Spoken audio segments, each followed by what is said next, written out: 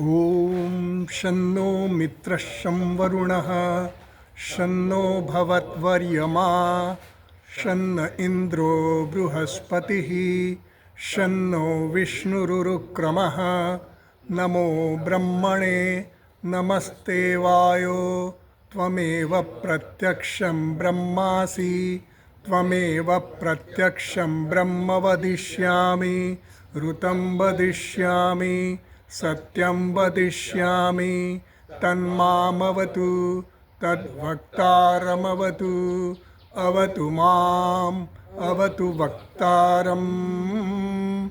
ॐ शान्ति शान्ति शान्तिः। ॐ सहनाववतु सहनौ भुनक्तु सह वीर्यं करवावहै तेजस्विनावधीतमस्तु मा विद्विषावहै। ॐ शान्ति शान्ति शान्तिः। ॐ यश्छन्दसा मृषभो विश्वरूपः छन्दोभ्योऽध्यमृतात् सम्बभूव समेन्द्रो मेधया स्पृणोतु अमृतस्य देवधारणो भूयासं शरीरं मे विचर्षणं जिह्वा मे मधुमत्तमा कर्णाभ्यां भूरिविश्रुवं ब्रह्मणः कोशोऽसि मेधया पिहितः श्रुतं मे गोपाय। ॐ शान्ति शान्ति शान्तिः।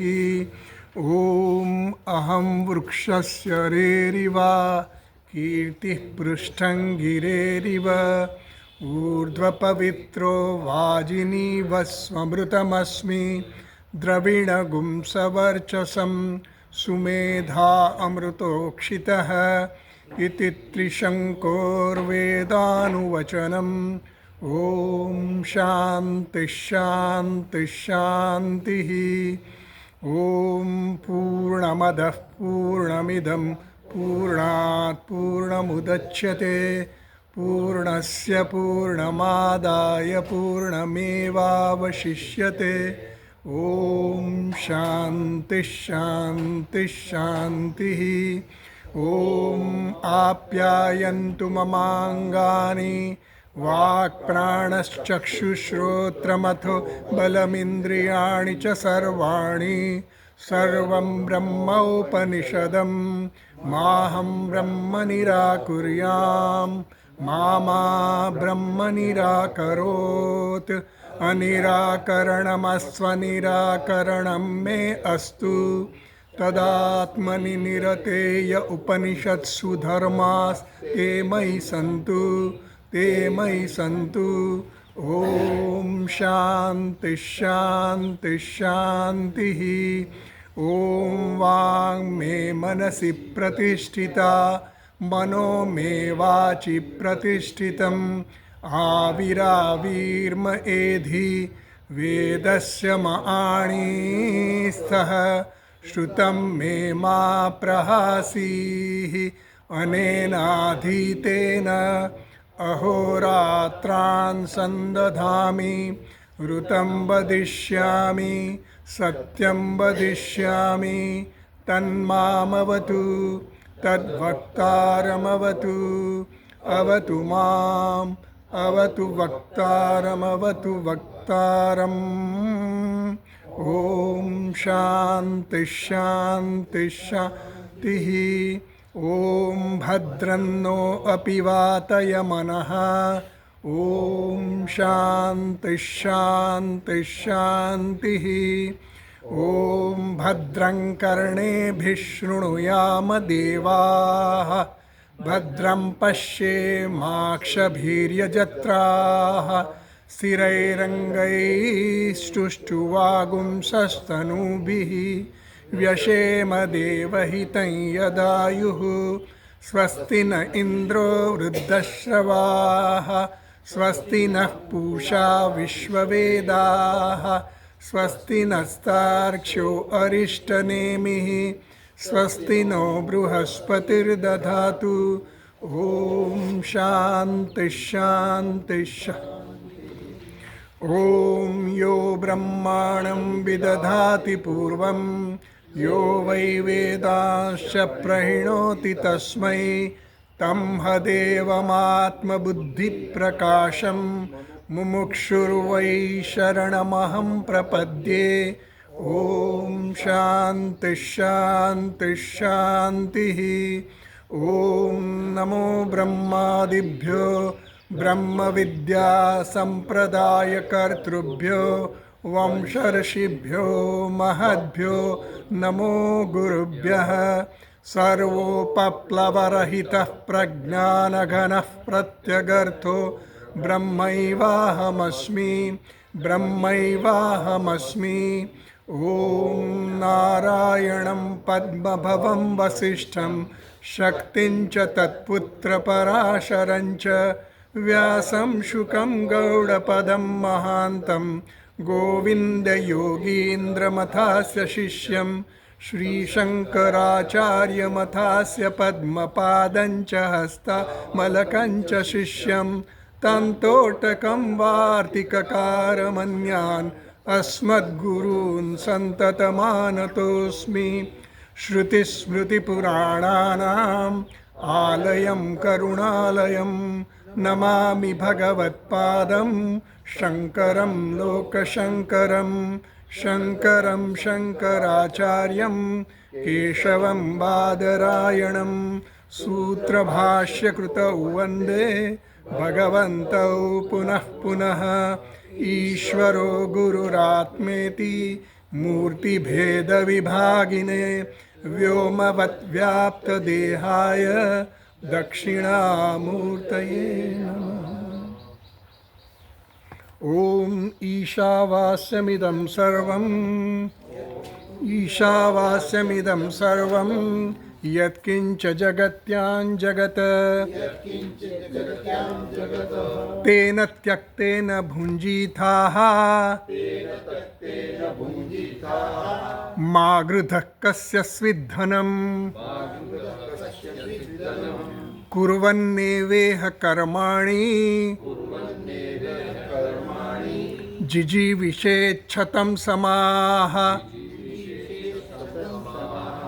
एवं त्वयि नान्यथेतोऽस्ति न कर्म लिप्यते नरे। असुर्यानाम ते लोकाः अन्धेन तमसावृताः तांस्ते प्रेत्याभिगच्छन्ति ये के चात्महनो जनाः। जरा मोटेથી બોલજો બધા। अनेजदेकं मनसो जवीयः नैनद्देवा आप्नुवन् पूर्वमर्षत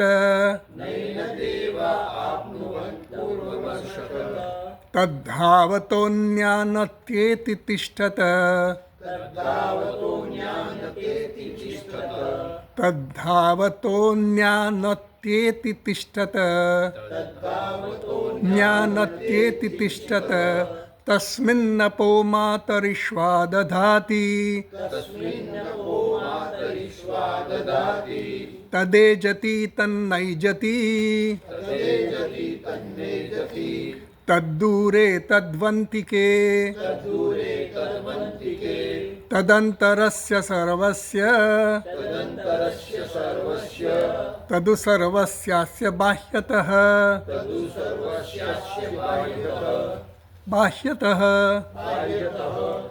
यस्तु सर्वाणि भूतानि आत्मन्येवानुपश्यति सर्वभूतेषु चात्मानं ततो न विजुगुप्सते यस्मिन् सर्वाणि भूतानि आत्मैवाभूत् विजानतः તત્ર કો મોહ કશોકઃ. જો વિસર્ગ પછી ક આવે ને, ક આવે અથવા તો ખ આવે વિસર્ગ પછી, તો વિસર્ગનું ઉચ્ચારણ હ કરવાનું. હ, બરાબર. તત્ર કો મોહ કશોકઃ એકત્વમનુપશ્યતઃ. આપણે બધા મંત્રો એટલા માટે બોલીએ છીએ કે આ મંત્રો જે છે ને જ્ઞાન માટેના છે ને, એટલે આપણને જરા મોઢે થઈ જાય. હા, અને જોથી મોટેથી બોલો ને તો જીભ આપણી વળતી બરાબર વળે.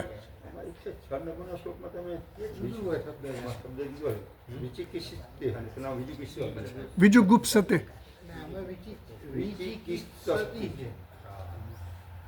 શેમાં આગળના પેલામાં છે ને થોડો મિસ્ટેક્સ છે બધી. એમાં આગળના જે મંત્રોનો પાઠ આપ્યો છે ને એમાં ઘણી બધી જગ્યા પાઠભેદ છે, એમાં થોડા નંબરો ખોટા છે, એટલે મૂળ વિજુગુપ્સતે છે. હા હા. તો આપણે આ મંત્ર આપણે જોઈ લીધો લગભગ. તો આનંદગીરી ટીકા આપણે જોવાની બાકી હતી, બરાબર. એટલે આપણે છેલ્લો પાઠ, છેલ્લું ભાષ્યનો છેલ્લો વાક્ય છે એ વાંચીએ. 25 નંબરના પાના પર છે કૈલાસ આશ્રમના પુસ્તકમાં છેલ્લું વાક્ય. કોમોહ કશોકઃ ઇતિ શોકમોહયોઃ અવિદ્યાકાર્યયોઃ આક્ષેપેણ અસંભવ પ્રદર્શનાત સકારણસ્ય સંસારસ્ય અત્યંતમેવ ઉચ્છેદઃ પ્રદર્શિતો ભવતિ.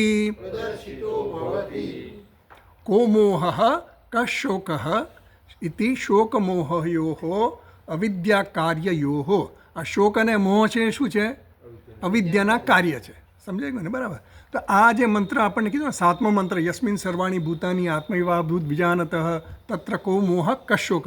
એને શોક ક્યાંથી હોય, એને મોહ ક્યાંથી હોય? એટલે જ્યારે આ જ્ઞાન એને જેને થઈ ગયું છે એ વ્યક્તિ માટેની વાત છે આ, કે એને પછી શોક કે મોહની કોઈ સંભાવના જ નથી. એ આ બધાથી મુક્ત થઈ ગયું છે, કારણ કે એનું દર્શન હવે કેવું થઈ ગયું છે? ઈશા વાસ્યમ ઇદમ સર્વમ. આ ઈશા વાસ્યમ ઇદમ મંત્ર છે એનું જ આ વિસ્તાર કરે છે આ મંત્રોમાં. તો એમ કહે છે કે એને પછી શોક અને મોહ, કારણ કે આપણા સંસારનું મૂળ કારણ શું છે? શોક અને મોહ. અને મૂળ અજ્ઞાન છે, પણ અજ્ઞાનને કારણે આપણને શોક અને મોહ જન્મે છે. અને શોક અને મોહ દરેક વ્યક્તિને હોય, એકેય વ્યક્તિ એવી નહીં, દરેક જીવાત્માને શોક અને મોહ હોય જ. મોહ એટલે શું? અવિવેક. જ્યાં જે વસ્તુ છે એ ન જોવી, અને જ્યાં નથી ત્યાં જોવી. જ્યાં સુખ નથી ત્યાં સુખની કલ્પના કરવી આપણે, અને જ્યાં સુખ છે ત્યાં જોતા નથી. આત્મા સુખ સ્વરૂપ છે, પણ ત્યાં આપણું નજર જતી જ નથી. અને આપણે જ્યાં સુખ નથી, દુનિયામાં જગતમાં નામ રૂપમાં ક્યાંય સુખ નથી, ત્યાં આપણે સુખ શોધીએ છીએ. દસમાને શોધે છે.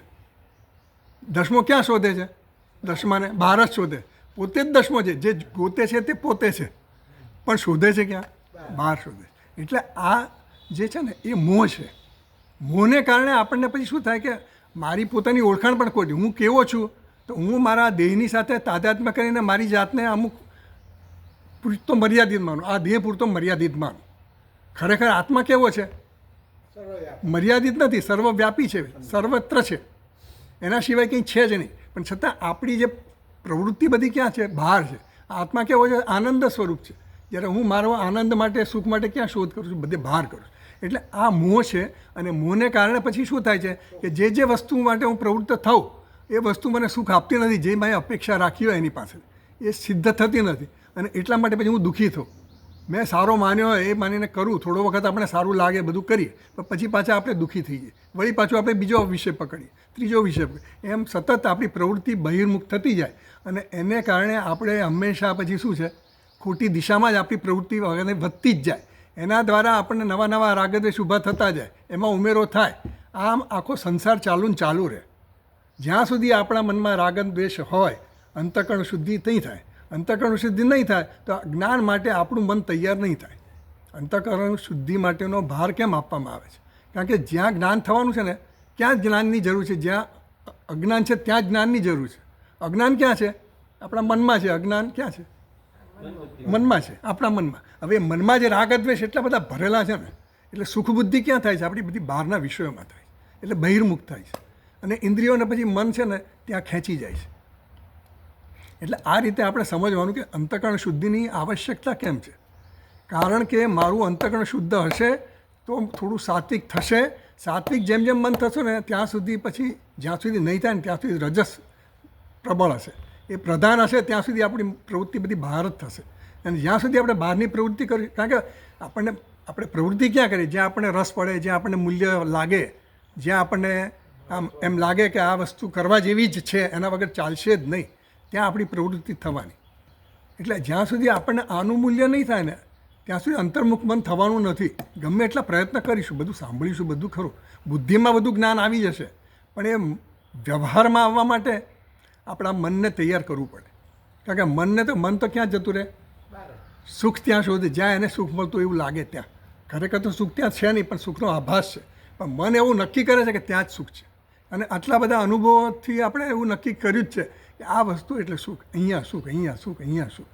તો એ આપણે જે અંતઃકરણ શુદ્ધિ થઈ જાય જેની, ત્યાર પછી આપણું મન આ સાંભળવા માટે એકાગ્ર થાય, થોડું એને આમાં રસ પડે, તો આપણે આ વસ્તુ આત્મસાત કરવા માટે પણ જે વસ્તુમાં રસ પડે ને ત્યાં મન ટકી રહે.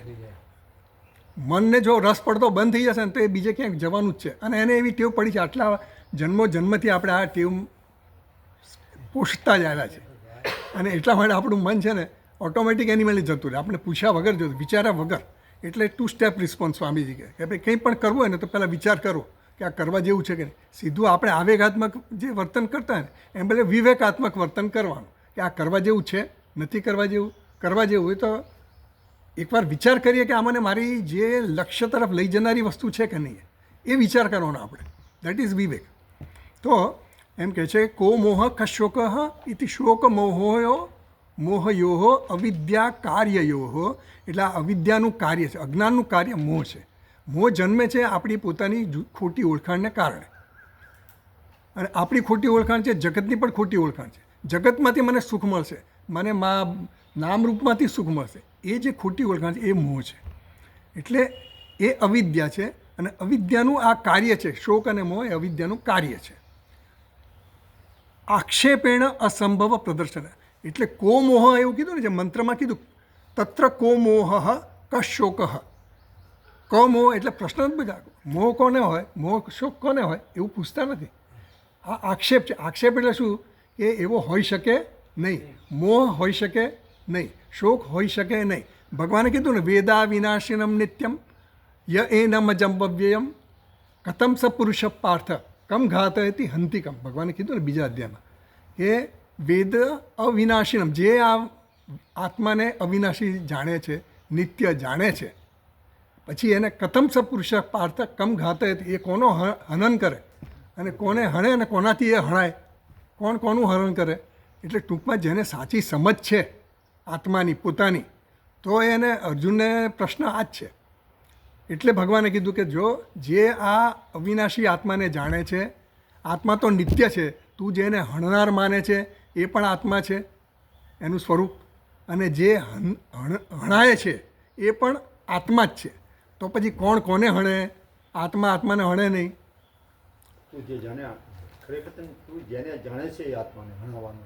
હા, એટલે એ જ કે કથમ સ પુરુષ પાર્થ કમ ઘાતયતિ હંતિકમ.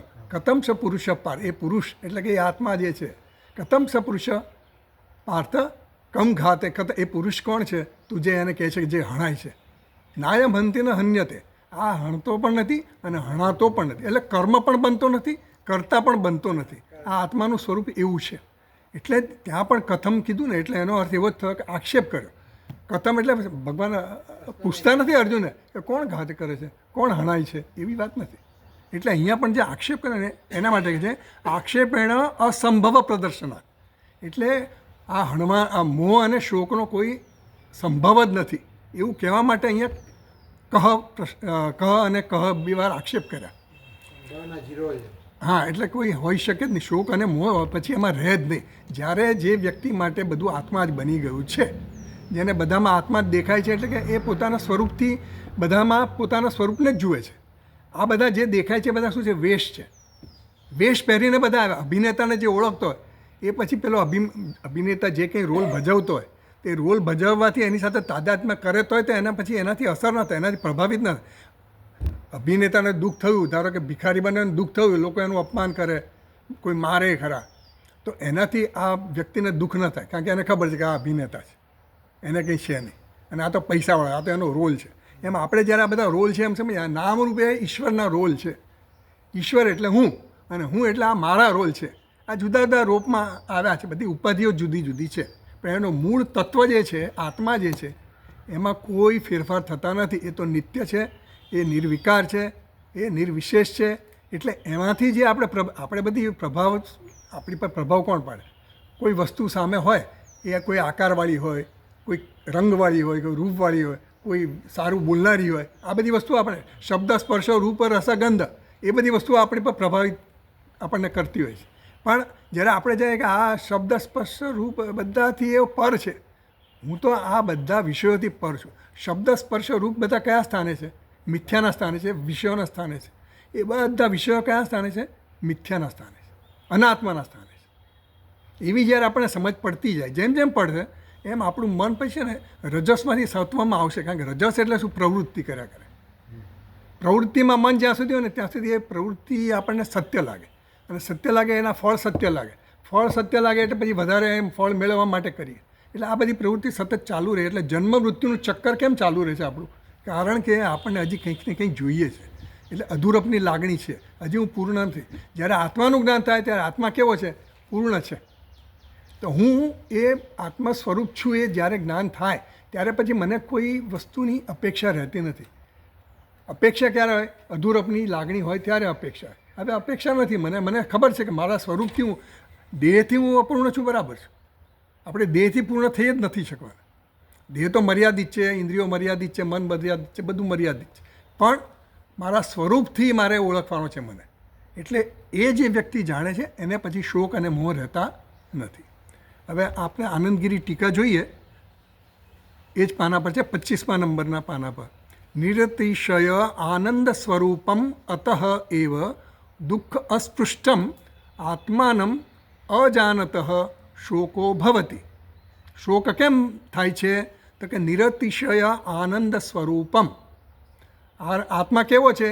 નિરતિશય આનંદ સ્વરૂપ છે. નિરતિશય એટલે શું? જેનાથી ચડિયાતું કોઈ છે જ નહીં એવો આનંદ. નિરતિશય આનંદ એટલા માટે કીધો કે એનાથી ચડિયાતો બીજો આનંદ નથી. જેમ કીધું ને ભગવાન કઠોપનિષદને, ઇન્દ્રિયભ્ય પરમ મનઃ મનસસ્તુ પરા બુદ્ધિ બુદ્ધેરાત્મા મહાન પરહ. મહાન પરહ પછી શું કીધું? સા કાષ્ઠા સા પરાગતિ. મહાન મહત પરમ ના અવ્યક્ત, અવ્યક્તાત પુરુષ પર. એટલે ઇન્દ્રિયો કરતાં મન શ્રેષ્ઠ છે, મન કરતાં બુદ્ધિ, બુદ્ધિ કરતાં મહત્તત્વ, મહત્તત્વ કરતાં પુરુષ, અવ્યક્ત અને અવ્યક્ત કરતાં પુરુષ. તો પુરુષ એ પરાકાષ્ઠા કીધી. એટલે આનંદની પરાકાષ્ઠા. પરાકાષ્ઠા એટલે શ્રેષ્ઠમાં શ્રેષ્ઠ, જેનાથી સર્વોપરી, સર્વશ્રેષ્ઠ, એનાથી કોઈ શ્રેષ્ઠ છે નહીં. એ આ નિરતિશય આનંદ કીધો. આ આનંદ કેવો છે? એટલે આપણે કલ્પના કરવી પડે. આપણે દ્રષ્ટાંત, તમે પૂછ્યું ને દ્રષ્ટાંત કોને કહેવાય અને દાષ્ટાંત કોને કહેવાય? આ દ્રષ્ટાંત આપ્યું, નિરતિશય આનંદનું દ્રષ્ટાંત આપ્યું. કેવું કે ભાઈ કોઈ પણ વ્યક્તિને આપણને સમજાવવું હોય કે આનંદ કેવો, એટલે બડા સ્વામીજી હતા ને, ચિન્મયાનંદ સ્વામીજીનો દાખલો સ્વામીજી આપતા કે પેલી છોકરી હોય ને, નાની બેબી, હવે એ તો રમકડા રમતી હોય, પછી એની મોટી બહેન જ્યારે પરણીને સાસરે જાય પછી એ જતી રહે એટલે પેલીને દુઃખ થાય. તો કે આ કેમ ત્યાં જતી રહી? એટલે હવે એને સમજાવવું હોય તો કેવી રીતે સમજાવું? તો કે જો તને કેટલા બધા રમકડા આપ્યા, આ રૂમ ભરીને રમકડા આપ્યા, તો તને કેટલો આનંદ થાય, કેવો આનંદ થાય. એવો એને ત્યાં જાય ને તો ત્યાં એને આટલો બધો આનંદ થાય ત્યાં, એવો એને દાખલો આપે. એટલે કે હા, હવે સમજાઈ ગયું. એ કેમ ત્યાં ગઈ? કારણ કે આનંદ વગર કોઈ જાય નહીં. એટલે કે એને ત્યાં સુખ છે, આટલું બધું સુખ છે, ત્યાં આટલું બધું સુખ મળે છે એટલે ત્યાં ગઈ, એવું સમજાવ્યું એને. એમ આ દ્રષ્ટાંતથી આવી રીતે સમજાવવું પડે. બ્રહ્મ કેવું છે એવું સમજાવવું હોય તો કેવી રીતે? કે આકાશવત વ્યાપી, સર્વવ્યાપી છે. હવે સર્વવ્યાપી માટે કંઈક સમજાવવું તો પડે આપણે.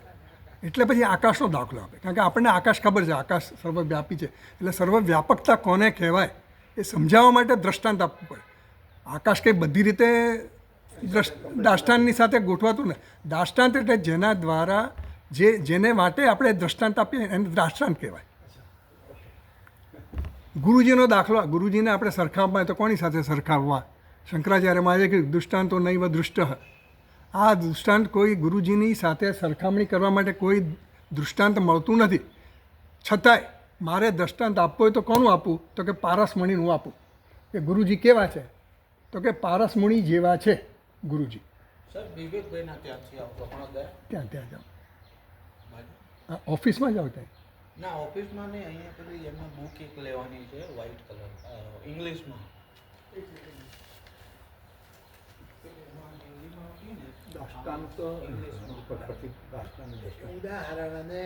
દાષ્ટાંત એટલે દાખલો આપીએ આપણે. દાખલો આપીએ ને, ઉદાહરણ આપીએ ને, કોઈનું ઉદાહરણ આપીએ કે આ બ્રહ્મ કેવું છે, તો કે બ્રહ્મ આકાશવત સર્વવ્યાપી. સર્વવ્યાપી છે બ્રહ્મ, એવું કીધું. આ બ્રહ્મ કેવું છે? કે સર્વવ્યાપી છે. જો અહીંયા કહેશે કે આ કેવું છે? સર્વ, આના પછીના મંત્રમાં જ આવશે કે સપર્યગાત. પર્યગાત એટલે શું? સર્વવ્યાપી છે. વ્યાપી એટલે શું? વ્યાપક. આપણને વ્યાપકતાનો સમજાવવું હોય, વ્યાપકતા કેવી હોય, તો આપણને આકાશનો દાખલો આપે કે આકાશ સર્વત્ર વ્યાપ છે. ક્યાંય પણ એવું નથી કે જ્યાં આકાશ ન હોય, એને વ્યાપક કહીએ આપણે. બરાબર? તો દાખલો આપે છે નો આકાશનો. બ્રહ્મ સર્વવ્યાપી છે. બ્રહ્મ તો આપણે ઇન્દ્રિયોનો વિષય બનતું નથી, જ્ઞાનનો વિષય નથી બ્રહ્મ. સીધા જ્ઞાનનો પ્રત્યક્ષ. તો પ્રત્યક્ષ જ્ઞાનનો વિષય આપણો આકાશ છે. આકાશ વિશે આપણે સમજી શકીએ છીએ. આકાશ નિર્વિકાર છે, સમજી શકીએ છીએ. આકાશ લેપાતું નથી, નિર્લેપ છે, એ આપણે સમજી શકીએ છીએ. જ્યારે બ્રહ્મ પણ એવું જ છે એવું સમજાવવું હોય તો આપણે દાખલો કંઈક આપવો પડે, યુક્તિ આપવી પડે કે કઈ રીતે છે. ગુરુજી કેવા છે? તો ગુરુજી એકદમ મહાન છે. ગુરુજી બધાને પોતાની જેવા બનાવી દે છે. તો જેમ પારસમણી જે છે એ પારસમણી લોખંડને સોનું બનાવી દે. દાખલો આપ્યો. પારસમણી જેમ લોખંડને સોનું બનાવે, એટલે સોનું કેવું છે? મૂલ્યવાન છે. આપણા મનમાં મૂલ્યવાનની એવી આપણે એક ધારણા કરીએ કે મૂલ્યવાન એટલે શું? તો કે સોનું મૂલ્યવાન છે. તો આપણને તરત સમજ પડી જાય, હા મૂલ્યવાન એટલે આવું. એમ આ ગુરુજી પારસમણી જેવા છે એવું સમજાવ્યું ભાષ્યકારે. એટલે ભાષ્યકાર એમ કહે છે કે પારસમણી જેવો છે. પારસમણી શું કરે છે? લોખંડને સોનામાં કન્વર્ટ કરે છે. એટલે એની મૂલ્ય વધી જાય છે ને. એમ ગુરુજી પણ શું કરે છે? શિષ્યને સમજાવીને પછી એનું મૂલ્ય વધારી દે. એટલે પોતાની સમાન કરી દે છે. પારસમણી તો લોખંડને બનાવે. પારસમણી લોખંડને પારસમણી નથી બનાવતો. સમજ પડી? આકાશ સર્વવ્યાપી કીધું, પણ આકાશ સર્વવ્યાપી નથી. આમ આકાશ સુષુપ્તિમાં નથી હોતું. આકાશ એ મર્યાદિત છે આમ તો. પણ સર્વવ્યાપીમાં આપણે દાખલો આપવો હોય, દૃષ્ટાંત આપવો હોય તો એના માટે આકાશ બેસ્ટ દૃષ્ટાંત છે. કે બ્રહ્મ કેવું છે? તો કે સર્વવ્યાપી છે. કેવું? તો કે આકાશની જેવું, આકાશવત સર્વવ્યાપી. એવી રીતે. એટલે દૃષ્ટાંત અને દાષ્ટાંત અને દૃષ્ટાંત બે સરખા ન હોય. મર્યાદા હોય દૃષ્ટાંતની. જો દૃષ્ટાંત અને દાષ્ટાંત સરખા હોય તો પછી દૃષ્ટાંત રહે જ નહીં. સમજ પડી ને? એટલે એવું છે. એટલે હા, આંબલી જેવું ખાટું છે. એટલે આંબલી નથી, પણ ખટાશ જે છે ને એની આવી છે. કહેવાનો મતલબ, એટલે આપણે ઉપમા આપીએ ને કોઈ વસ્તુની કે આના જેવું સરખામણી કરીએ એટલે આવી રીતે સમજાવવા માટે. એમ નિરતિશય આનંદ સ્વરૂપમ અતઃ એવ દુઃખ અસ્પૃષ્ટમ. એટલે જે આનંદ સ્વરૂપ છે, આનંદ ઘન છે, ક્યાંય એની એવી આનંદ વગરની જગ્યા જ નથી. એવો આ આનંદ સ્વરૂપ આત્મા છે. અને કેવો છે? દુઃખ અસ્પૃષ્ટમ. દુઃખમાંથી એ અસંગ છે. દુઃખ એને સ્પર્શ કરતું જ નથી ક્યાંય પણ. એવો જે આ નિરતિશય આનંદ સ્વરૂપ આત્મા છે, એને જે જાણે છે એની વાત કરે છે. જેને આ જ્ઞાન થયું છે, જેને આવો આનંદનો અનુભવ, જે આનંદ સ્વરૂપ અનુભવ સ્વરૂપ થઈ ગયો છે, એને ક્યાંય પણ અડધો આનંદ જ દેખાય. એટલે એને જ્યાં પણ દેખાય આનંદ સ્વરૂપ. એટલે શું? જ્યાં કંઈ દેખાય એને આનંદ છે. એને કોઈ પછી કોઈ શોક મોહ કંઈ આવતું જ નથી. એટલે આનંદ સ્વરૂપ બની ગયો. જેમ સાકરનો ટુકડો હોય ને, ક્યાંય પણ શાકો, નીચેથી ચાકો ઉપરથી ચાકો ગમે કેવો હોય, ગળ્યો હોય. ગોળને ગમે ત્યાં ચાકો કેવો હોય, ગળ્યો હોય. આંબલીને ગમે ત્યાં ચાકો તો ખાટી હોય. એમ એ આનંદ ઘન થઈ ગયો. એમ આ નિરતિશય આનંદ એટલે ક્યાંય પણ એક અંશ પણ એવો નથી કે જ્યાં આનંદ નથી. એટલે નિરતિશય આનંદ કીધો. એટલે નિરતિશય આનંદ જ્યારે આ થઈ ગયો ને, ત્યારે આવી રીતે જેને જ્ઞાન થયું છે કે મારું સ્વરૂપ શું છે? આનંદ સ્વરૂપ છે, નિરતિશય આનંદ સ્વરૂપ છું હું. તો જાનત અજાનત, જે અજાનત એટલે જે જાણતો નથી, આવા નિરતિશય આનંદ સ્વરૂપ આત્માને જે જાણતો નથી, એને શોક ભવતી, એને આ શોક અને મોહ જન્મે છે. જેને આ જ્ઞાન થઈ ગયું છે એને પછી શોક મોહની કોઈ સંભાવના જ રહી નથી. સમજ પડે છે ને? Yes, sir. એટલે કઈ રીતનો શોક થાય છે હવે એ બતાવે છે. આનંદગીરી ટીકામાં કહે છે, હા હતોહમ ન મેં પુત્રોસ્તિ ન મેં ક્ષેત્રમિતિ. અરે હું મરી ગયો. શોક કેવી રીતે આવી રીતે આપણે શોક અને મોહ અરે હું મરી ગયો, મને પુત્ર નથી, મારે ઘર નથી, મારે ખેતર નથી. આવી રીતે બિચારો દુઃખી થાય છે. એટલે શોકનો આ કારણ બને. શોક કેવો હોય? આ મોહને કારણે એને શોક જન્મે છે. અને શોકને કારણે પછી શું કરે છે? આપણે જોઈએ ને, અરે યાર મને આ આવ્યું, અરે મને આ તકલીફ થઈ ગઈ, હું આમાં નિષ્ફળ ગયો, અરે મને આ મળી ગયું, ખોટું મળી ગયું, મેં ધાર્યું તો એવું નથી. એટલે આ બધા છે ને આપણા શોકના બધા શોકની અભિવ્યક્તિઓ બધી આવી રીતે શોક વ્યક્ત કેવી રીતે આવી રીતે થાય. એટલે એમ કહે છે, હા હતો હમ ન મેં પુત્રોસ્તિ, મને પુત્ર નથી, મારી પાસે ખેતર નથી, ઘર નથી, વગેરે. તતઃ આનંદગીરી ટીકામાં જ વાંચું છું આગળ. તતઃ પુત્રાદીન કામયતે. અને તેથી એ શું કર્યા કરે? પુત્ર નથી એવો શોક કરે, એટલે પછી પુત્રની ઈચ્છા કરે. તદર્થમ દેવતા આરાધનાદિ ચિકીર્ષતિ. અને એટલા માટે પછી દેવતાઓ વગેરેની પૂજા કરે, આરાધના કરે, સેવા કરે, કંઈક એની માટેની ઉપાસનાઓ કરે, બધી ઘણી બધી વિધિઓ કર્યા કરે બિચારો. પુત્ર નથી, ઘર નથી, નોકરી નથી, પૈસા નથી, સંપત્તિ નથી, 1000 વસ્તુઓ નથી આપણી પાસે, પ્રતિષ્ઠા નથી, બધી વસ્તુ દુનિયાની કેટલી બધી વસ્તુઓ નથી. એટલે આપણે અનેક વસ્તુઓ નથી, જ્ઞાન નથી એ પણ છે. એટલે આપણે સરસ્વતી દેવીની પૂજા કરી આવી. એટલે આ બધી વસ્તુઓ કરવાથી શું થાય? આપણને બહિર્મુક્તા વધે આપણી. એટલે ચીકી શકે ન તું આત્મા એકત્વમ પશ્યતઃ. એટલે જે આત્માના એકત્વનું જ્ઞાન ધરાવતો નથી એની બિચારાની આવી દશા છે. એટલે એ બિચારો આવું જ કર્યા કરે. એટલે કંઈક ને કંઈક જે નથી એ મેળવવા પ્રયાસ કરે. પણ હું પૂર્ણ છું એવું મને ખબર નથી ત્યાં સુધી આવું બધું થવાનું છે. એટલે કહે છે કે આત્મા એકત્વમ ન આત્મા એકત્વમ પશ્યત. જે આત્માના એકત્વને જાણતો નથી ને, એકત્વને એટલે શું કે બધું જે કંઈ છે ને અનેકતા છે ને એ એક છે. આત્મા એક છે, દેખાય છે અનેક, નામરૂપ અનેક છે, પણ એનું તત્વ શું છે? એક છે. એવું જે દર્શન ધરાવે છે એને પછી બીજો રહ્યો નહીં.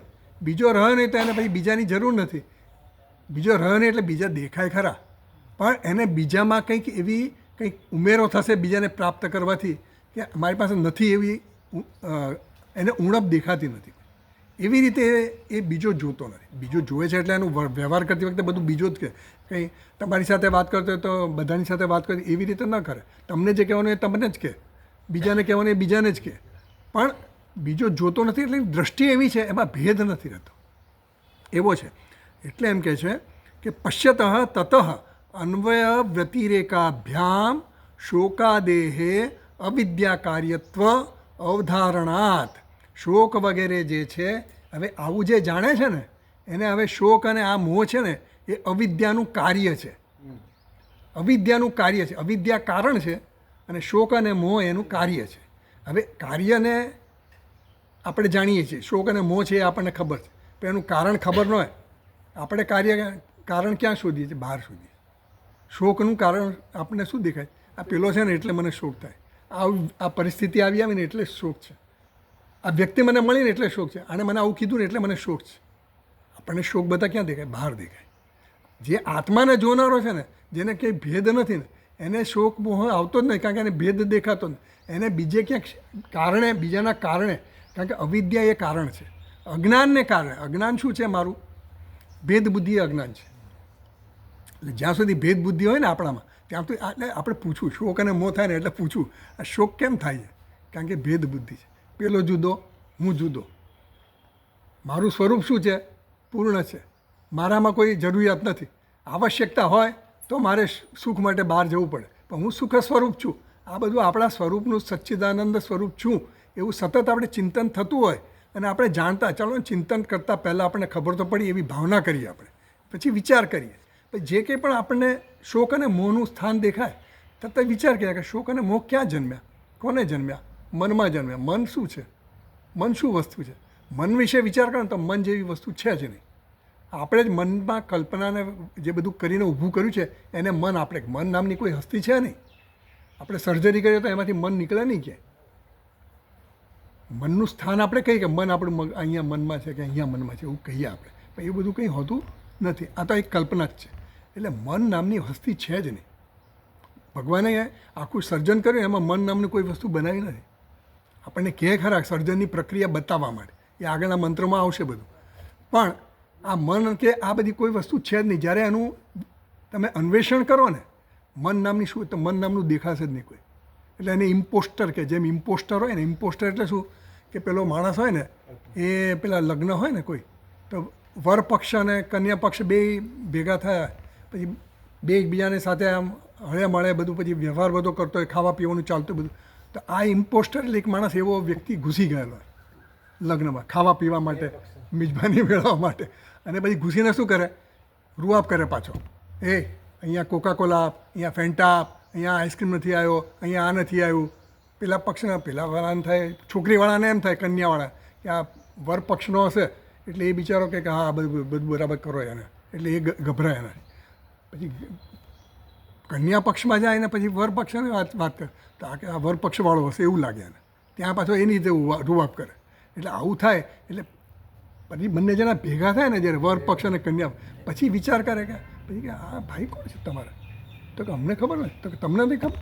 મને એમ કે તમારા પક્ષને. તો કે અમારો જાણીતો જ નહીં. પછી પેલો જુએ કે આ મારી વાત કરે છે, ત્યાંથી રફુ ચક્કર થઈ જાય. એમાં મન શું છે એમ તપાસ કરો ને તો મન રફુ ચક્કર થઈ જાય. એટલે એવો દાખલો આપે સ્વામીજી. એટલે મન નામની વસ્તુ છે નહીં એમ કહેવાનો મતલબ શું છે કે મન નામની સાચી વસ્તુ છે નહીં. આ તો આપણે વિચાર કરીએ એને મન કહ્યું આપણે, કારણ કે આપણે સમજાવવા માટે આ બધું કરવું પડે. શાસ્ત્રએ આપણને સમજાવવું પડે. આપણી જે પરિસ્થિતિ અત્યારે છે એને સમજાવવા માટે પહેલાં આપણા સ્તરે આવવું પડે શાસ્ત્રે. એટલે કે ભાઈ આ મન સાચી વસ્તુ છે, તું કલ્પના કર તારી વસ્તુ, તારું દુઃખ સાચું છે, તને આમાંથી સુખ મળે એ સાચું છે એમ કહીને પછી સમજાવે કે ભાઈ તું જેને જ્યાં તું વગેરે એ આરોપિત અધ્યસ્ત છે એમ. એટલે એમ કહ્યું કે તતઃ અન્વય વ્યતિરેકાભ્યામ શોકાદેહ અવિદ્યા કાર્યત્વ અવધારણા. એટલે જ્યારે ખબર પડી જાય, અવધારણ એટલે કે નિશ્ચય થઈ જાય. શું નિશ્ચય થયો? કે શોક અને મોહનું કારણ અવિદ્યા છે. મૂળ અવિદ્યા નિવૃત્ત્યા એવ શોકાદેહે આત્યંતિકી નિવૃત્તિ વિદ્યા ફલત્વેન વિવક્ષિતા. વિદ્યાનું ફળ શું છે? અવિદ્યાની આત્યંતિકી નિવૃત્તિ. આત્યંતિકી એટલે શું? આત્યંતિકી એટલે સદંતર નિવૃત્તિ થઈ ગઈ, પછી એ ગયા પછી પાછી આવે નહીં. એટલે એના માટે યાદૃશા દુઃખ નિવૃત્તે ઉત્તરમ પુનઃ દુઃખાંતરમ ન જાયતે. જે દુઃખ પહેલાં એકવાર ગયું પછી પાછું આવે નહીં. ન જાયતે ન ઉત્પદ્યતે, પાછું જન્મે પણ નહીં, આવે પણ નહીં. તાદૃશી દુઃખ નિવૃત્તિ આત્યંતિકી દુઃખ. એ આનંદગીરીમાં નથી, હું તો મેં બીજે ક્યાંક લીધું છે ને એટલે હું વાંચું છું. એટલે યાદૃશા દુઃખ નિવૃત્તિ હે ઉત્તરમ પુનઃ દુઃખાંતરમ ન જાય. જેવી રીતે દુઃખ ગયા પછી પાછું આવે નહીં, જન્મે નહીં, આવી જે દુઃખની નિવૃત્તિ છે એને આત્યંતિક દુઃખ નિવૃત્તિ કીધી. આ દુઃખ નિવૃત્તિની વ્યાખ્યા કરે છે આવી રીતે. એટલે આપણને ખબર પડે કે આત્યંતિક દુઃખ નિવૃત્તિ શું. આપણને ઘણા બધા અત્યારે આપણી પાસે જે દુઃખની નિવૃત્તિ થાય છે, પિક્ચર જોઈએ, આઈસ્ક્રીમ ખાઈએ, કોઈ મિત્ર મળી જાય, કોઈક સારી વસ્તુ મળી જાય, આપણી વસ્તુ થઈ જાય ધારી, તો આપણને સુખ થાય છે, આનંદ થાય છે ને. દુઃખની નિવૃત્તિ થઈ ગઈ પણ પાછું શું છે, થોડી વાર પછી કંઈ પાછું આવી જાય. એ આત્યંતિક નથી. હા, ક્ષણિક છે, આત્યંતિક નથી, અંતવાળી છે. જ્યારે આ આત્યંતિક ગયા પછી પાછી આવતી જ નથી એવું કીધું. એટલે એ કહેવામાં દ્વારા નિવૃત્તિ વિદ્યાફળ, એટલે વિદ્યાનું ફળ આ છે, આત્યંતિક દુઃખ નિવૃત્તિ. લય માત્ર સે સુષુપ્તે બી ભાવાત. હવે લય થાય, સુષુપ્તિમાં હોઈએ ને આપણે, ઊંઘતા હોઈએ તો ઊંઘમાં પણ આપણને આત્યંતિક નિવૃત્તિ થાય જ છે. એવું લાગે ને આપણને, કોઈ સુખદ દુઃખ જ નથી. કેમ નથી? ઊંઘમાં સુષુપ્તિમાં શું હોય છે? વિષયો નથી, ઇન્દ્રિયો નથી, મન નથી, આ બધા જે કરણો છે એ નથી, અને સાધનોય નથી, અને સાધ્ય વસ્તુએ નથી, વિષયો નથી. એટલે તે વખતે આપણને શાંતિ છે, સુખ છે. અજ્ઞાન છે, પણ અજ્ઞાન છે એટલે આપણને એનો અનુભવ થાય છે. પણ જે વખતે અનુભવ થાય છે ને તે વખતે અનુભવ નથી. ઉઠ્યા પછી આપણને ખબર પડે છે કે મને સુખેથી આ ઊંઘ આવી. તો એમ એ જે સુખમાં જે સુષુપ્તિમાં જે સુખ છે ને એ કેવું છે? આત્યંતિક નથી, એ લય છે, એટલા પૂરતો લય થઈ ગયો. જે ઇન્દ્રિયો મન બધા પોતપોતાના કારણમાં અત્યારે લય પામ્યા છે, અજ્ઞાનમાં લય થાય, એટલે એને આત્યંતિક સુખ નથી કીધું. આત્યંતિક દુઃખ નિવૃત્તિ સુષુપ્તિમાં નથી. જાગૃતમાં થાય તો થાય. જાગ્રતમાં એ પરિસ્થિતિ આવે ક્યારે? જ્યારે મને અવિદ્યાનો સર્વત્ર નિવૃત્તિ થઈ જાય ત્યારે. એ પરિસ્થિતિ આપણી જાગ્રતમાં આવે. એટલે આ જીવન મુક્તની જે વાત કરવામાં આવી એ વ્યક્તિ કેવો છે? આવો છે. સુષુપ્તિમાં જે આપણને આનંદ મળે ને એવો એના જાગ્રતમાં આવે છે. વ્યવહાર કરતો દેખાતો હોવા છતાં પણ એવી સ્થિતિ આપણી થાય એ આપણું લક્ષ્ય છે. તો આ રીતે આ મંત્રમાં આપણને એવું કહ્યું કે શોક અને મોહની નિવૃત્તિ. એની આગળના મંત્રમાં શું કીધું? શેની નિવૃત્તિ કીધી? ઘૃણાની નિવૃત્તિ કીધી. કોઈના પ્રત્યે એ ઘૃણા કરતો નથી, તિરસ્કાર કરતો નથી. તતો ન વિજુગુપ્સતે એવું કહ્યું ને. યસ્તુ સર્વાણી ભૂતાની આત્મન્યેવાનું પશ્યતિ સર્વભૂતેષુ ચ બધે જ એને આત્માનું જ દર્શન છે. એને પોતાનો આત્મા બધામાં, પોતાનો આત્મા એટલે કે જે ચૈતન્ય મારામાં રમી રહ્યું છે એ જ ચૈતન્ય એનામાં પણ રમી રહ્યું છે. એનામાં પણ એ જ ચૈતન્ય, એક જ ચૈતન્ય બધામાં જ ફેલાયેલું છે, પ્રસરેલું છે, સ્થિત છે. કારણ કે એ ચૈતન્ય કેવું છે? મારામાં ચૈતન્ય જુદું, તમારામાં ચૈતન્ય જુદું નથી. ઉપાધિના સ્તરે બધી ભેદભાવ છે, ઉપાધિના સ્તરે બધી વિવિધતા છે, પણ ચૈતન્યના સ્તરે તમારો હું અને મારો હું, તમારો સચ્ચિદાનંદ, મારો સચ્ચિદાનંદ, તમે પણ અસ્થિભાતિ પ્રિય, મારું પણ અસ્થિભાતિ પ્રિય. અસ્થિભાતિ પ્રિય એ નિર્વિશેષ છે. એ બધા જ આકારમાં રહેલું છે, પણ સમાન રીતે રહેલું છે. કીડીમાં નાનું અસ્થિભાતિ પ્રિય અને હાથીમાં મોટું અસ્થિભાતિ એવું નહીં છે. ભાષે છે એ બધામાં સરખું જ છે, સમાન રીતે રહેલું છે. એટલે એ રીતે આપણે સમજવાનું કે જે કંઈ પણ છે એ શું છે? આત્મા જ છે, હું જ છું. એટલે હું છું છું છું થઈ જવું જોઈએ, બધું છું છું છું, એ જ્ઞાન છે. એટલે પછી કોઈના પ્રત્યે આપણને ઘૃણા નીપજે નહીં. ઘૃણાનું કારણ શું હતું? અવિદ્યા, અન્યતા. બીજો હોય અને પાછો દુષ્ટ હોય ત્યારે ઘૃણા નીકળે. ઘૃણા આપણે જન્મે. આને હવે અન્ય પણ રહ્યો નથી અને દૂષિત પણ કંઈ રહ્યું નથી, એટલે એ ઘૃણા રહિત થઈ ગયો. એ જ પ્રમાણે અહીંયા શું કીધું? શોક અને મોહથી પણ રહિત થઈ ગયો. આ બે એના ફળ કીધા. આ જ્ઞાનનું ફળ છેલ્લે ઈશાવાસ્યમ ઇદમ સર્વમ, ત્યાંથી મંત્ર ચાલુ થયો. ત્યાંથી આ 7મા મંત્ર સુધી આપણને શું કીધું?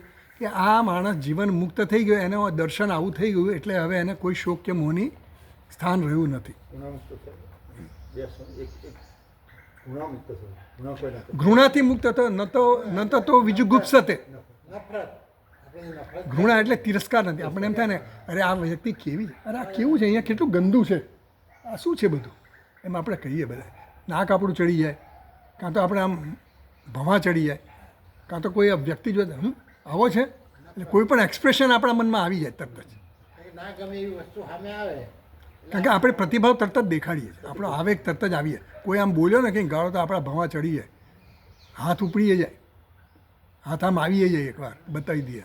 એવું કંઈ આને થતું ને. આ એકદમ શાંત છે, કારણ કે એને સંતોષ છે પોતાનાથી. એને બીજા કોઈ ગમે તે કહે તો એને લાગતો હોય, કારણ કે એને બીજો દેખાતો નથી. ઉપદ્રષ્ટા અનુમંતા છે એવો એ વ્યક્તિ થઈ ગયો. આ આપણું દર્શન છે. એટલે ઈશાવાસ્યમ ઇદમ સર્વમ દર્શનના પરિણામે એ વ્યક્તિ કેવો થઈ ગયો? એને શોક મોહ રહ્યો નથી. આપણા મૂળ પ્રશ્નો આ જ છે બધા. શોક અને મોહ અને તિરસ્કાર આ બધું કેમ છે? તિરસ્કાર જે છે એ બહુ નડે, મળે છે, બધે નડે, કારણ કે બીજા પણ આવે ને, અન્યત અને દુષ્ટ. એ મારો હિતે શું નથી, આપણે ના કરવો હોય તો થઈ જાય. એટલે એ આપણું એટલે વિવેકની જરૂર છે. પેલો આવેગથી થઈ જાય આપણું વર્તન.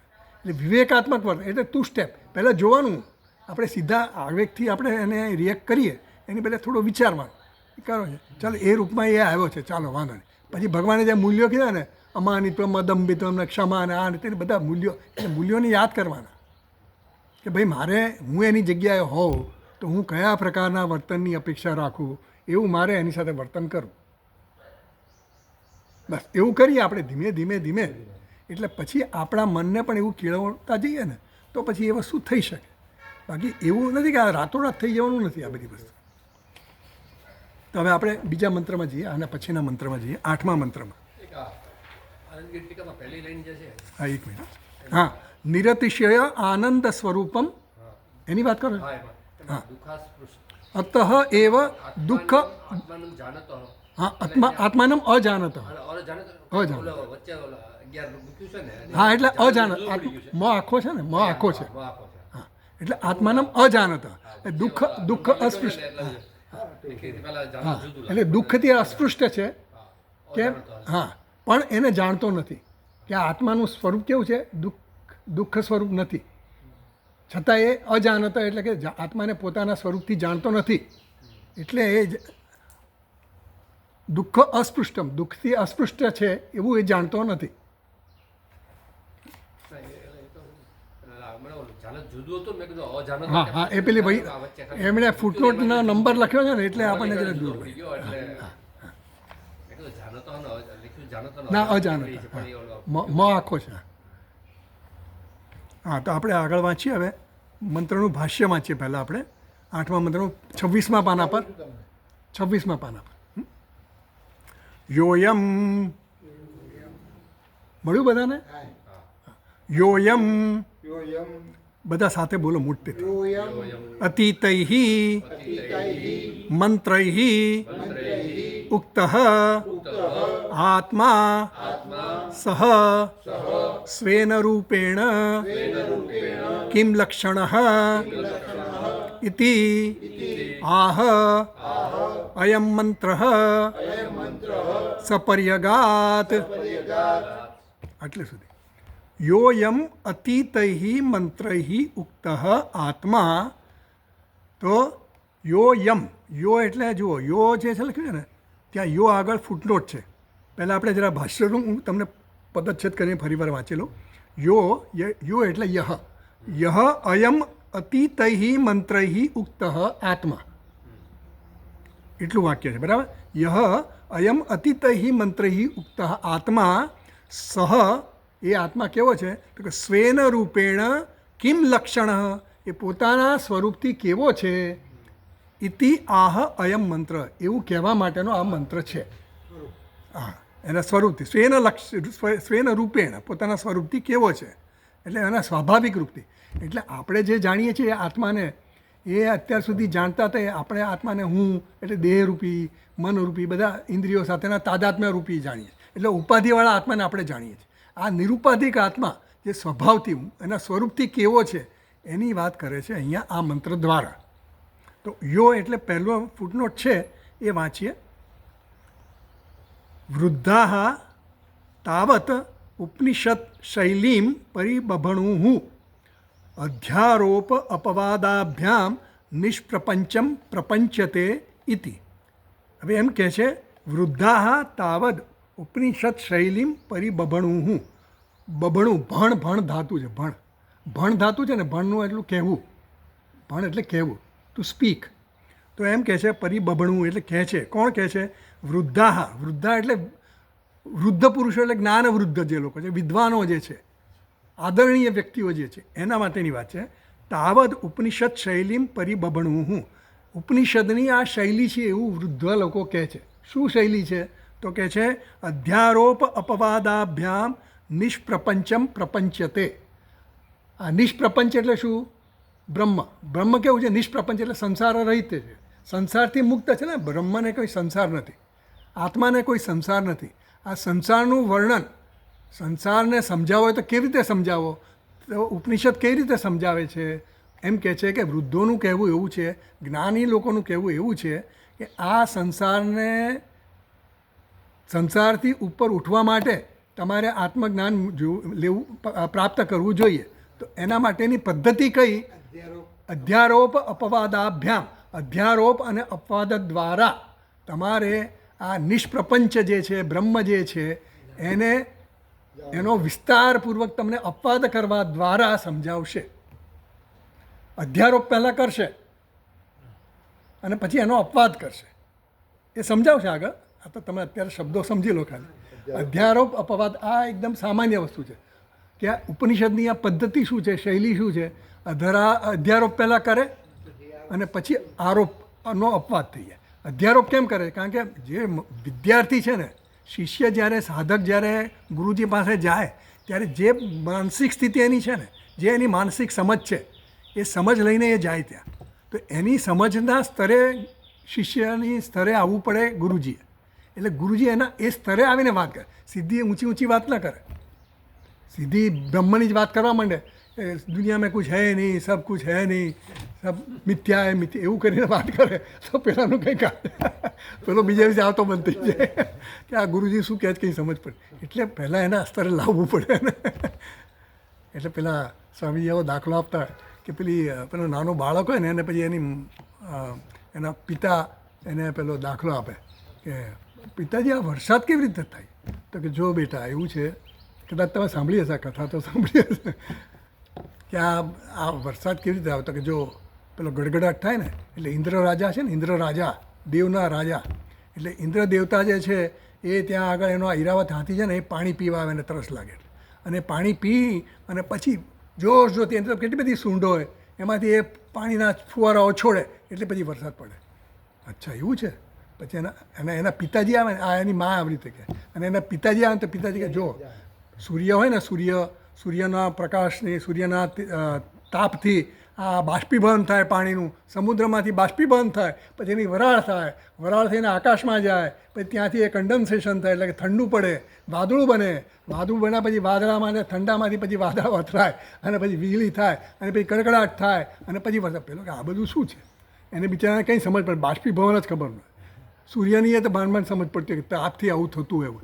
હવે એવી વિધિ કરે, પછી એની મમ્મી આવે ને કહે કે બેટા આવું થાય, તો કે હા આ બરાબર, મમ્મી સાચી, આ પપ્પાને કંઈ ખબર પડતી નથી. એટલે એના સ્તરે આવવું પડે.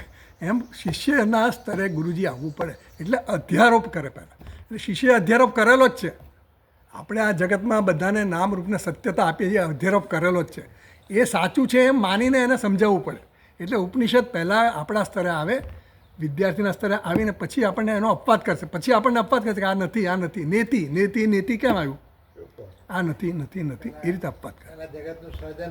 હા, એટલે પ્રશ્ન આ જગતનું સર્જન કેમ કર્યું? અલા ભાઈ કેમ કર્યું એ હવે પ્રશ્ન નહીં, કર્યું છે ને તું સમજે છે ને, ચાલ આ કર્યું, પછી સમજાય બધું. પછી જ્યારે એને એ લેવલે આવે ને, એ સ્તરે આવે એની બુદ્ધિ, પછી એને સમજાય કોઈ જગત છે નહીં. પછી એ જ કહેશે કે આ જગત છે નહીં, મિથ્યા છે. પણ મિથ્યા અત્યારથી કહી દે કે જગત મિથ્યા છે, મિથ્યા છે, બધું ખોટું છે. અરે શું ખોટું? મારી નોકરી ખોટી, મારા પૈસા ખોટા, મારી સંપત્તિ ખોટી, મારી પત્ની ખોટી, મારા દીકરાઓ ખોટા, કંઈ ખોટું નથી, બધું છે વ્યવહારના સ્તરે. એટલે બે સત્તા જુદી છે એ સમજાવવું પડે એને. અને એ સ્તરે લાવવા માટે આ અધ્યારોપ અને અપવાદ. અધ્યારોપ જે છે ને એ વ્યવહારિક સ્તરે છે, અને અપવાદ થાય પારમાર્થિક સ્તરે થવા. એટલે બે સ્તરે એને સમજાવવું પડે કે શું શું છે. એટલે હવે એમ કહે છે કે આ અધ્યારોપ અપવાદાભ્યામ નિષ્પ્રપંચ પ્રપંચતે ઇતિ તયા એવ અત્ર ઈશા આદ્યાદિ મંત્રે સર્વેશ્વરત્વેન આત્મા ઉક્ત. એટલે હવે બધા મંત્રોમાં આગળના જે મંત્રો ગયા ને એને વિશે વાત કરી. જેમ કીધું ને યો યમ, ભાષ્યમાં કીધું યહ, એ યહનું આપણને સમજાવ્યું કે યહ એટલે શું સમજવાનું. તો કે અયમ અતીત હિ મંત્ર હિ ઉક્ત, જે અતીત થયા, જે મંત્રો આગળ જતા રહ્યા, એ મંત્રો દ્વારા જે કહેવામાં આવ્યું એ આત્મા જે છે એનું આ ઉપનિષદ કેવી રીતે નિરૂપણ કરે છે? તો કે અધ્યારોપ અને અપવાદ દ્વારા એનું નિરૂપણ કરે છે. એ આ એની પદ્ધતિ છે. એટલે હવે આપણને સમજાવે છે, ફૂટનોટમાં સમજાવે છે બધું કે પહેલા મંત્રમાં શું કીધું, ઈશા વાસ્યમિદમ સર્વમ કહ્યું. કારણ કે આ મંત્ર આવે છે ને, આ છેલ્લો મંત્ર છે એ અપવાદના રૂપમાં છે. આગળના જે મંત્રો ગયા ને બધા અધ્યારોપના રૂપમાં હતા. પહેલા મંત્રથી માંડીને 7મા મંત્ર સુધી બધો અધ્યારોપ કર્યો, આપણને ખબર નહોતી. પણ હવે કહે છે આ ફૂટનોટમાં કે પહેલા મંત્રમાં જે કીધું ઈશા વાસ્યમ ઇદમ સર્વમ યત કિંચ જગત્યામ જગત, એ જ્ઞાનની વાત કરી. તો એ આત્માની જ વાત કરી. પણ આત્મા કેવો છે? ઈશ્વર છે. અત્યારે આત્માને આપણે દેહ માનીએ છીએ, આ બધું માનીએ છીએ. એટલે આપણે દેહ નથી માનવાનું, પણ આ જે કંઈ છે પણ શું છે? ઈશ્વર છે. તો કેવી રીતે છે? પછી કીધું કે આત્માને આ શાસન કરતા છે એવો માન. આ જગતનું શાસન કરતા કોણ છે? ઈશ્વર છે. અને એ ઈશ્વર કોણ છે? તું છે. સર્વમ ઇદમ જગત, એ સર્વમાં હું પણ આવી ગયો ને, આત્મા પણ એમાં આવી ગયો. સર્વમાં એટલે હું જેને આત્મા માનું છું એ પણ આવી ગયું. તો આ સર્વ જે કંઈ છે એ ઈશ્વર છે. તો એ ઈશ્વર છે એટલે કે આત્માનું નિરૂપણ ત્યાં કર્યું કે કે આ આત્મા જે શાસન કરતા છે, ઉપાધિથી નહીં, નિરુપાધિક આત્મા જે છે એ શાસન કરતા છે, એ વાત કરવામાં આવે. એટલે પહેલા મંત્રથી જે કીધું કે આત્મા, એટલે પહેલા મંત્રથી તે 7મા મંત્ર સુધી જે કંઈ આત્માનું જ નિરૂપણ થયું છે, પણ જુદી જુદી રીતે કર્યું છે, કંઈક સંદર્ભમાં કર્યું છે. ઈશ્વરને જે કહ્યો, આમાં ઈશ્વર કહ્યો એટલે આત્મા કહ્યો, એને સે રીતે કહ્યો, શાસનકર્તા તરીકે કીધું. ખરેખર એ કંઈ શાસન કરતો નથી. સમજ પડે છે? અને એ અધ્યારોપ કર્યો. હા, અધ્યારોપ કર્યો. શાસન કરવું કરતાપણું છે જ નહીં, આત્મામાં કરતાપણું છે નહીં. શુદ્ધ આત્મા છે એ તો અકર્તા છે, અભોગતા છે. નિર્વિશેષ છે એટલે શું? એનામાં કોઈ કરતાપણું ભોગતાપણું કંઈ છે? આ બધી અશુદ્ધિઓ છે. કરતાપણું એ અશુદ્ધિ છે, ભોગતાપણું એ અશુદ્ધિ છે.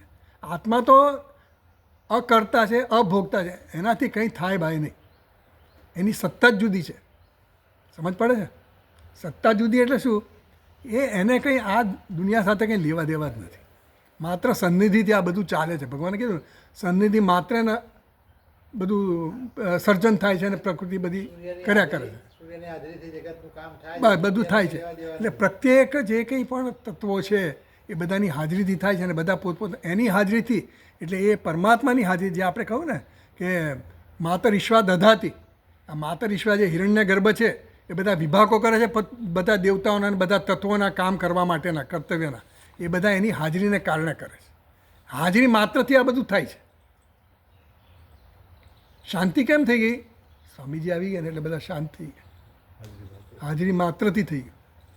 બેંકોમાં બધા કામ કરતા કેમ થઈ ગયા? મેનેજર આવ્યા ને એટલે બધા કામ કરતા થઈ ગયા. સ્કૂલોમાં બધા કેમ છોકરાઓ બધા અવાજ બંધ થઈ ગયો? શિક્ષક આવ્યા. એમ કોઈક શાસન કરતા આવે ત્યારે શાંત થઈ જાય. એમ આ બ્રહ્મને શાસન કરતા કીધો. કેમ કીધો? આપણને સમજાવવા માટે. જગતને ઈશ્વરથી વ્યાપ્ત કરવું એટલે કે જગતને ઈશ્વર રૂપે જાણવું. કેવી રીતે જાણવું? આવી રીતે જાણવું. અને એ તું છે એવું કીધું. એટલે ઈશાવાસ્યમિદમ, એટલે પહેલા મંત્રથી આરોપ કર્યો કે તું શાસન કરતા છે એવું સમજ. આ ઈશ્વર આ શાસન, કારણ કે આપણે જગત શાસિત છે એવું લાગે છે. બધું નિયંત્રણમાં ચાલે છે ને, બધા નિયમો પ્રમાણે ચાલે છે ને. ગુરુત્વાકર્ષણનો નિયમ છે, સૂર્ય થરો ઉગે છે ને હાથમે છે, પાણી 100 ડિગ્રીએ ઉકળે છે, આ બધા નિયમો છે. અને નિયમો કોણે બનાવ્યા? આપણે કોઈ પણ નિયમ બાંધ્યા તો આપણા નિયમો કેટલા ચાલે? નથી ચાલતા. એ તો શાસન કરતો એવો છે મહાન, જેના નિયમનમાં બધું ચાલે છે. એટલે એ આપણને બતાવ્યું. એટલે પહેલા મંત્રથી આ ઈશાવાસ્યમ ઇદમ સર્વમ એ આપણને કહ્યું. એટલે આપણને સમજાવે છે. આપણે કાલે લઈશું. આગળ તમારો ટાઈમ થઈ ગયો છે ને જવાનો? વાંધો નહીં, ચાલે એવું છે. હા, તો આ ફૂટનોટ પૂરી કરી નાખ્યા. હા, તો જો એમાં એવું કહે છે તયા એવ અત્ર ઈશા ઇત્યાદિ મંત્ર હિ સર્વે ઈશ્વર. એટલે જે પહેલો મંત્ર કીધો ને ઈશાવાસ્યમ, એના દ્વારા આપણે કીધું કે આ શાસન કરતા છે ઈશ્વર. એ શાસન કરતાનો અધ્યારોપ કર્યો.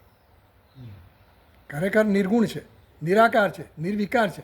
એટલે એમાં શાસન કરતા પણ આવે નહીં, પણ એ સમજાવ્યું કે આ રીતે એ આ ઈશ્વરથી જ આચ્છાદિત કરવું, ઈશ્વરથી જ જોવું, ઈશ્વર છે એવું જોવું. એ પહેલા મંત્રમાં એણે કર્યું. પછી કુર્વન નીતિ દ્વિતીય કર્મ અધિકારિત્વેના, પછી આત્માને કર્મનો અધિકારી બતાવ્યો કે તારે આ કરવું. કુર્વન નેવે કર્મણી જીજી વિશે સતમ સમા. જો 100 વર્ષ સુધી જીવવાની ઈચ્છા કરતો હોય તો તારે તારા કર્તવ્ય કર્મ કરવા, જેથી કરીને તું લેપાયમાન નહીં થાય, પાપથી લેપાયમાન નહીં થાય. કુર્વન નેવે કર્મણી જીજી વિશે સતમ સમા એવમ ત્વયી નાન્ય થયોતોસ્તિ ન કર્મ લિપ્યતે નરે, એવું કીધું. એટલે આ સિવાયનો બીજો કોઈ માર્ગ નથી. એટલે વિહિત કર્મ જે કીધા શાસ્ત્રમાં, એ કર્મ પ્રમાણે તું કર્મ કરીશ તો તને પાપથી તું લેપાયમાન નહીં થાય એવું કીધું. એ બીજા મંત્રથી. એટલે કોના માટે કીધું? આત્મા માટે. આત્મા તો કંઈ કરતો નથી, પણ આત્માનો આરોપ કર્યો. એવું કરીને આપણને બતાવ્યું કે એ લેપાયમાન થતો નથી. ક્યારે? જ્યારે આવી રીતે કર્મ કરે ત્યારે આત્મા. પછી ત્રીજા મંત્રમાં શું કીધું? કે જેને આત્મજ્ઞાન નથી એ કેવો છે? અસૂર્યાનામ તે લોકાહ અંધેન તમસાવૃતા તામસે પ્રેત્યાભી ગચ્છન્તિ એકે ચ આત્મહનો જના. એ આત્મઘાતી લોકો કીધા. દેવતાઓને પણ એમાં સમાવેશ કરી નાખ્યો. કેમ? કારણ કે એમનામાં ભેદ બુદ્ધિ છે, દ્વૈત બુદ્ધિ છે. એ લોકો શું છે? ભોગ બુદ્ધિથી ભોગમાં જ રમણ કરે છે, એમાં જ રત છે.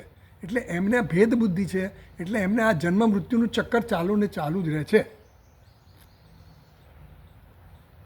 એટલે અસુરિયા એટલે આ આસુરી લોક કીધો. એ લોકોની ગતિ ક્યાં છે? આસુરી લોકમાં છે. એમને અસુરો દેવતાઓને પણ અસુર કીધા એટલા માટે જ કીધા કારણ કે એ લોકો સતત ભોગ બુદ્ધિ ધરાવનારા છે અને એમાં જ રાચે છે. એટલે આત્માને ત્યાં એવું કીધું કે આ બધા જે આવા લોકો આત્મા એટલે આપણે બધા જ્યાં સુધી આમાં રમણ કર્યા કરીશું ત્યાં સુધી આપણે અસુરી લોકમાં જ જવા આવવાનું થવાનું. અસુરી લોક એટલે પુનરાગમન થયા જ કરવાનું. ચોથા મંત્રમાં શું કીધું? ચોથા અને પાંચમા અનેજ દેકમ મનસો જવીય નૈન દેવા આપનું વન પૂર્વ મળશે. એટલે આત્માને કીધો કેવો? અનેજત, અચળ છે, એક છે એવું કીધું. એ નિર્વિશેષ છે, એક છે એવું કહ્યું. પણ કોના સંદર્ભમાં કીધું? મનસો જવીય. પાછો એક કીધો પણ મનસો જવીય કીધો. મન કરતાં કેવો છે? વેગવાન છે. હવે મન કરતાં વેગવાન. આત્મામાં વેગ છે જ નહીં. આત્મા વેગ રહિત છે. પણ એને બતાવ્યો એવો કે ભાઈ જેમ મન કેવું ચંચળ છે ને કેવું ભાગે છે એની કરતાં પણ એ વેગવાન છે. એક શેના માટે? કે એ સર્વવ્યાપી છે એ બતાવવા માટે. હાજર જ છે. મન કરતાં પહેલાં એ ત્યાં પહોંચેલો છે. એટલે મન કરતાં પહેલાં પહોંચેલો ક્યારે? મનને પ્રકાશિત કરનાર એ છે. મન છે એ ખબર ક્યારે પડે? એ આત્મા છે ત્યારે ખબર પડે. એની સન્નિધિમાં કહું છું. એ હાજર હોય તો જ મન છે એવું ખબર કેવી પડે? ચેતન અહીંયા હોય તો જ ખબર પડે ને. હું આ શરીર છું એ ક્યારે ખબર પડે? હું જાગતો હોઉં તો ખબર પડે. મારામાં ચેતન તો માણસ મરી જાય પછી એને કંઈ દેખાય નહીં કે આનું છે. જગત માટે જગત છે જ નહીં. હા એટલે એવું. એટલે મનસો જવીએ કીધું ને એ વેગવાન. આત્મા ખરેખર વેગવાન નથી પણ એ અધ્યારોપ કર્યો વેગવાન છે એવો કારણ કે સર્વવ્યાપકતા બતાવવા માટે. આ અધ્યારોપ બધાને આ અધ્યારોપની પ્રક્રિયા સમજાવે છે આપણને કે ત્રીજા મંત્રમાં એને આસુરી લોકની વાત કરી એટલે કે એ ભેદ બુદ્ધિ ધરાવે છે. કોણ? આત્મા. અને દેવતાઓ જેમ બતાવે છે એમાં આત્મા પણ આવી રીતે ભેદ બુદ્ધિથી કામ કરે છે એટલે એનો આસુરી લોકમાં એનો ગમન છે. જ્યારે પછી કીધું કે ન એજત એ ચલન કરતો પણ નથી છતાંય વેગવાન છે એટલે ત્યાં પહોંચેલો છે એમ કીધું મનસો. અને નહીં જ દેવા આપણું મન પૂર્વ મળશે. ઇન્દ્રિયો પણ એને પહોંચી શકતી નથી. તો ઇન્દ્રિયો પહોંચી શકતી નથી એ કેવી રીતે ખબર પડી? ઇન્દ્રિય જ્યાં પહોંચે છે, ઇન્દ્રિયો જેનું જ્ઞાન મેળવે છે એ જ્ઞાન કયા હિસાબે મેળવે? એ છે એટલે મેળવે છે. ઇન્દ્રિયોને ચેતનતા કોણ પ્રદાન કરે? મન પ્રદાન કરે. મનને કોણ આપે છે? એ આત્મા આપે છે. હું આપું છું. હું જ્યારે એને મનને મારી ચેતનતા પ્રદાન કરું ત્યારે મનમાંથી ઇન્દ્રિયોમાં જાય. ઇન્દ્રિયોમાંથી પછી એ વિષયોમાંની વૃત્તિઓ જન્મે એમાં જાય. જે આકારની વૃત્તિ જન્મે ને એ આકારની વૃત્તિ તો જડ છે પણ એ વૃત્તિને પણ પ્રકાશિત કરનાર કોણ છે? એ આત્મા છે. એટલે એ દ્વારા આત્માનું નિરૂપણ કર્યું. એ અધ્યારોપ જ કર્યો પાછો. મનનો અને ઇન્દ્રિયો દ્વારા જે કંઈ આપણને વૃત્તિઓ કે જે કંઈ આપણને જ્ઞાન થયું એ અધ્યારોપ કર્યો. આત્માને કંઈ જ્ઞાન થવાની ને એની કંઈ જરૂર છે જ નહીં પણ આપણને એવું દેખાડ્યું એટલે આપણને સમજાવવા માટે કે આત્મા કેવો છે? સર્વવ્યાપક છે. એટલે જે કીધું ને ઉપક્રમ ઉપસંહારો અપૂર્વતા અભ્યાસો અર્થવાદ ફલ આ બધા જે તાત્પર્ય નિર્ણય માટેના જે અંગો કીધા એમાંના અંગો બતાવ્યા બધા આપણને. અભ્યાસ કરવાનો વારંવાર કીધું આપણને. જે આ મંત્રોમાં ચોથા મંત્રમાં અને પાંચમા મંત્રમાં અભ્યાસ કર્યો. છઠ્ઠા અને સાતમામાં પણ અભ્યાસ એકની એક વસ્તુ વારંવાર કીધી. એટલે આ બધા દ્વારા આનું તાત્પર્ય આત્માના જ્ઞાનમાં છે એવું સમજાવવા માટે અને આત્મા કેવો છે એ સમજાવવા માટે. એટલે આત્મા આ બધાથી પર છે એવું કીધું. મનથી પણ પર છે, ઇન્દ્રિયોથી પણ પર છે. એટલે તમે જે વિષયીકરણ કરો છો, આપણે દુનિયા સાથે વ્યવહાર કરીએ એ બધા ઇન્દ્રિયો અને મનથી કરીએ છીએ બધો વ્યવહાર. તો એનાથી પર છે એટલે શું છે કે એ દ્વારા એ પ્રાપ્ત નથી થવાનો. સમજ પડે છે? નહીં થાય. એટલે તમે બહિર્મુખતા જે બધે બહાર શોધો છો 10મા ને 10મો બહાર શોધ્યા કે નહીં મળે. અંતર્મુખ થા, અંદર જો તારા અંદરમાં જ જે આનંદ છે એને તું આત્મસાત કર. એવી વાત છે. એટલે ચોથા અને પાંચમા મંત્રમાં એવી રીતે કીધું કે મનસો જવ્યા એટલે ઇન્દ્રિય ગોચર પણ નથી અને મનથી પણ એ જ્ઞેય નથી. હા એટલે એ ગોચર નથી. અને છેલ્લા મંત્રમાં શું કીધું? યસ્તુ સર્વાણી ભૂતાની આત્મનિવાનું પશ્યતિ સર્વભૂતાની છે આત્મા સર્વેશુ છે ભૂતાનામ આત્માનમ પશ્યતિ. બધા ભૂતોમાં આત્માને જુએ છે અને પોતાનામાં બધા ભૂતોને જુએ છે. એવી રીતે કહીને ભૂતોનો અધ્યારોપ કર્યો.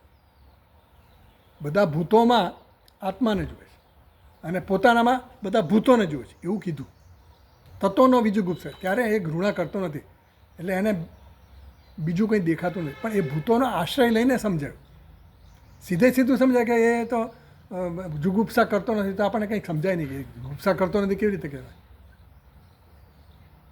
અન્ય હોય ત્યારે જુગુપ્સા થાય, બીજો હોય ત્યારે જુગુપ્સા થાય, દુષ્ટ હોય તો જુગુપ્સા થાય. જુગુપ્સા એમને એમ ના થાય. કંઈ સારી વસ્તુ માટે આપણે જુગુપ્સા ના થાય, દુષ્ટ લાગે ત્યારે જુગુપ્સા. એટલે એ આપણને સમજાય. એટલે પહેલા મંત્રથી તે 7મા મંત્ર સુધી અધ્યારોપની પદ્ધતિ અપનાવીને ઉપનિષદે આપણને આ આત્માનું સ્વરૂપ કેવું છે એ સમજાવે. હવે આ 8મો મંત્ર જે છે ને એ અપવાદ કરીને સમજાવશે, એવું સમજાવે છે. તો આપણે પછી હવે આગળ જોઈશું એનું નેક્સ્ટ ક્લાસમાં. ઓમ પૂર્ણમદ પૂર્ણમિદમ પૂર્ણાત પૂર્ણમુદચ્યતે પૂર્ણસ્ય પૂર્ણમાદાય પૂર્ણમેવાવશિષ્યતે. ઓમ શાંતિ શાંતિ શાંતિ. શંકરમ શંકરાચાર્યમ કેશવમ બાદરાયણમ સૂત્રભાષ્યકૃતૌ વંદે ભગવन्तૌ પુનઃ પુનઃ. ઈશ્વરો ગુરુરાત્મેતિ મૂર્તિભેદવિભાગિને વ્યોમવદ્વ્યાપ્તદેહાય દક્ષિણામૂર્તયે નમઃ. ઓમ શાંતિ શાંતિ શાંતિ. હરિ ઓમ. શ્રી ગુરુભ્યો નમઃ. હરિ ઓમ.